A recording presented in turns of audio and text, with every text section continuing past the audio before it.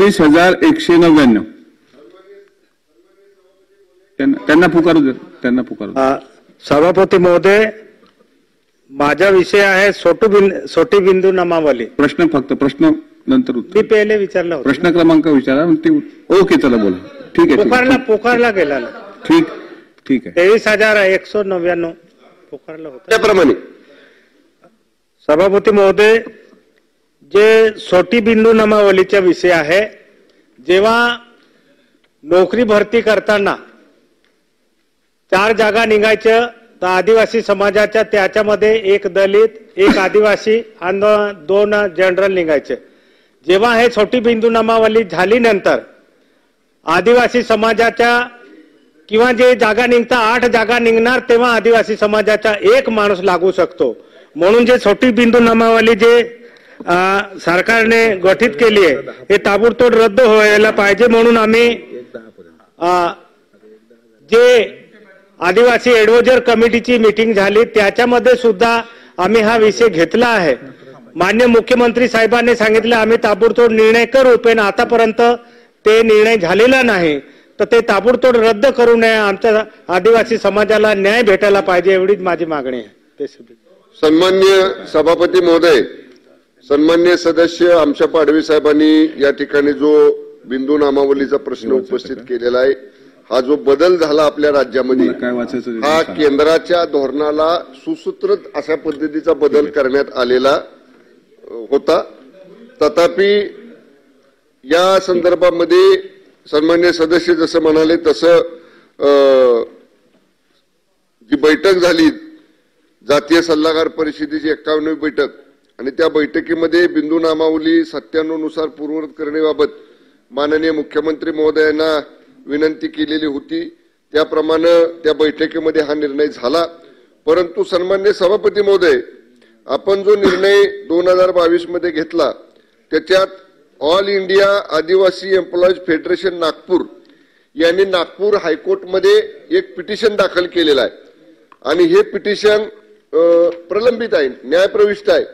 त्यामुळे अशा पद्धतीनं ही न्यायप्रविष्ट बाब असताना याच्यामध्ये काही बदल आता करणं म्हणजे हा न्यायालयात एखादी प्रलंबित विषय असताना त्याच्यात हस्तक्षेप केल्यासारखं होईल.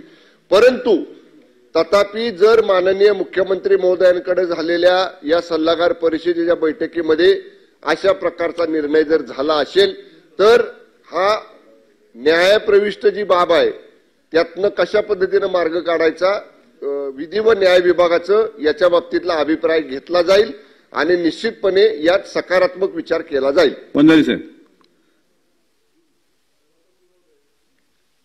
सन्मान्य सदस्य आमच्या पाडवी यांनी जो प्रश्न विचारला त्यावर उत्तर देताना माननीय मंत्री महोदयांनी असं सांगितलं की न्यायालयामध्ये प्रकरण प्रलंबित आहे.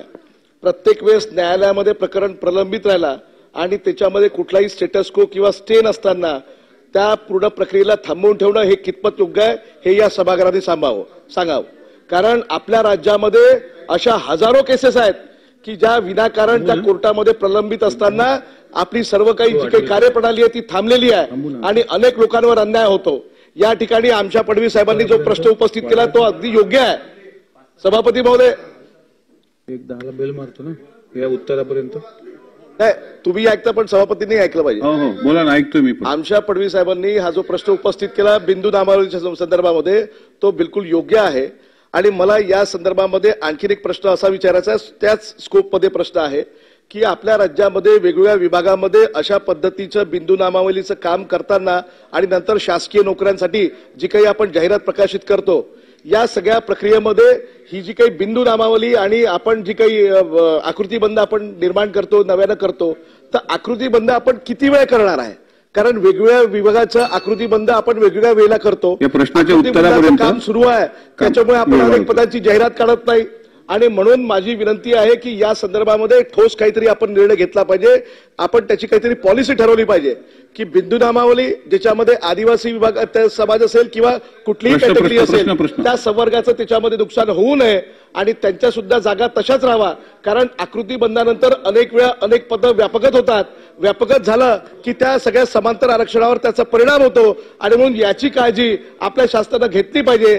त्याकरिता ठोस उपाययोजना, ठोस पॉलिसी आपलं शासन जाहीर करणार आहे का, हा माझा स्पेसिफिक प्रश्न आहे. मोठा प्रश्न आहे तुमचा. सन्माननीय सभापती महोदय, या स्कोपच्या बाहेरचा हा प्रश्न आहे. हा प्रश्न हा केवळ आदिवासी विभागातल्या बिंदू नामावलीच्या संदर्भामध्ये होता. मी त्याचं मगाशी उत्तर दिलं, पण तरी सुद्धा सन्माननीय सदस्य वंजारे साहेबांनी जो या ठिकाणी व्यपगत होणाऱ्या पदांच्या संदर्भातला प्रश्न उपस्थित केलेला आहे, या बाबतीत सुद्धा सन्माननीय सदस्यांच्या बरोबर संबंधित सर्व अधिकाऱ्यांची एक बैठक लावली जाईल आणि सुसूत्रपणा करण्याच्या अनुषंगानं जे काय करता येईल त्याचा विचार त्या बैठकीमध्ये केला जाईल. श्री पडळकर साहेब. सन्माननीय सदस्य आमशा पाडवी साहेब यांनी अत्यंत महत्वपूर्ण विषय तारांकित प्रश्नामध्ये चर्चेला आणलेला आहे. माझा माननीय मंत्री महोदयांना प्रश्न आहे की बिंदू नामावलीच्या बाबतीमध्ये हा नुसत्या एकट्या अनुसूचित जमातीवरती अन्याय करणारा विषय नाही. अनुसूचित जमाती, अनुसूचित जाती आणि ओबीसी भटके विमुक्त या प्रवर्गातून येणारी मुलं आहेत जे अनआरक्षित जागेवरती मेरिटवरती भरती होतात, परंतु रोस्टर तपासणीमध्ये त्यांचे बिंदू अनआरक्षित जागेवरती आमच्या आरक्षित जागेतली मुले आलेली असताना सुद्धा जेव्हा रोस्टर केला जातो तेव्हा त्यांना आरक्षित जागेवरती दाखवलं जातं. हा सगळ्यात मोठा रोस्टर घोटाळा महाराष्ट्रामध्ये सुरू आहे. माझी माननीय सभापती महोदयांच्याकडे विनंती आहे की आपण याच्यावरती एक बैठक आपण लावणार का, की ज्या बैठकीमध्ये सगळे मंत्री बोलवून आम्हाला तिथं बोलावा, आम्ही तिथं रोस्टर घोटाळा कसा झालाय हे सिद्ध करतो आणि मग त्याच्याबद्दल सरकार निर्णय घेईल का. आपण बैठक लावाल का, एवढीच माझी विनंती आहे. मंत्री महोदय. सन्माननीय सभापती महोदय, सन्माननीय वंजारे साहेबांच्या प्रश्नाला मी उत्तर दिलं. सन्माननीय पडळकर साहेबांनी देखील तोच प्रश्न उपस्थित केला. या अनुषंगानं जी व्यपगत होणारी पदं आहेत आणि त्या खुल्या प्रवर्गातून आलेल्या पात्र व्यक्तींना आरक्षणाच्या यादीमध्ये घेतलं जातं अशा पद्धतीचा जो प्रश्न उपस्थित केलेला आहे हा सामान्य प्रशासन विभागाशी निगडीत विषय आहे.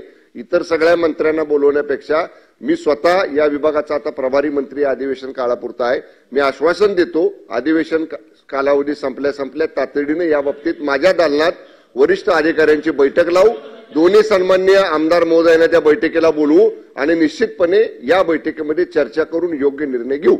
प्रश्नोत्तराचा तास आता संपलेला